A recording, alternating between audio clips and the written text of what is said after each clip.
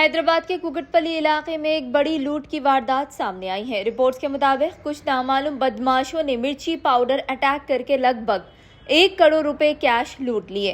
बताया जा रहा है कि बहादुरपुरा के रहने वाले 2 अफराद खुसरो और अजीम उद्दीन रात के वक्त कैश लेकर जा रहे थे। इसी दौरान 4 नामालूम अफराद मोटरसाइकिल पर आए और अचानक उन पर मिर्ची पाउडर फेंका।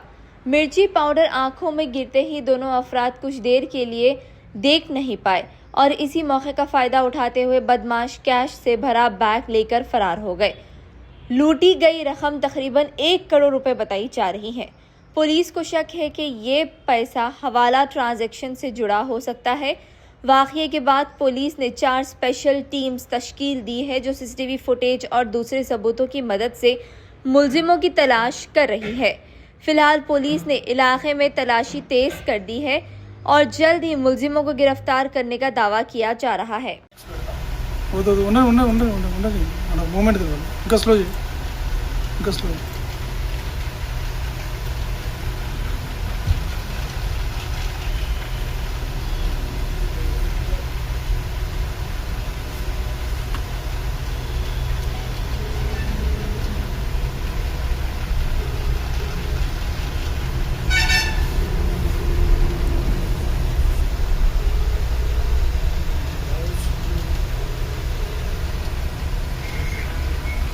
सीसीटीवी రూమ్ లో ఉన్నావా?